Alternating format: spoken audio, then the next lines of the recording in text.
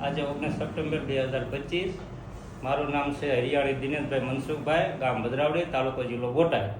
અમે ટાઇનીટેક પ્લાન્ટ 6 વર્ષથી હકાવી છીએ અને સારું રિઝલ્ટ રહેશે. એમાં શું પીલો છો તમે? આપણે મગફળી આખી પીલો છો કે દાણા? નહીં, દાણા.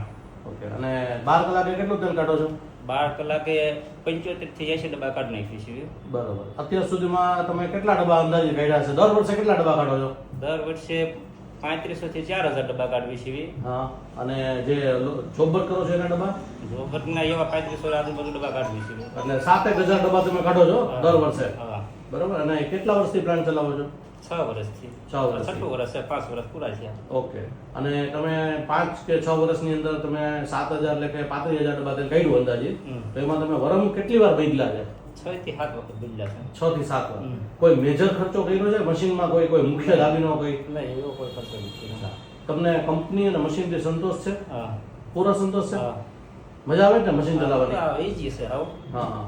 ભાઈનો પરિચય? તમારું નામ બોલો. નામ મારું કાનેટિયા પ્રદીપભાઈ મંજીભાઈ.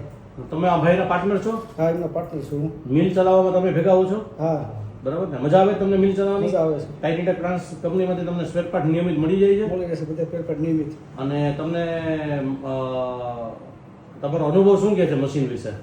મશીન વિશે સારું છે. આમ ખોલીને આપણે ઈજીથી કમુન હોય એમ કરીએ કે ગમે તે મિસ્ટેક થઈ હોય તો. ઓકે. એટલે જ્યારે તમારે ખોલવું હોય, વરમ ચેન્જ કરવો હોય તો તમે સાથે કરી લ્યો છો ને? હાથે થઈ જાય. તમને કોઈ ટેકનિશિયનની આવશ્યકતા પડે છે? ના, ના. નહીં ને? સાથે જ કરી લ્યો ને? સાથે જ.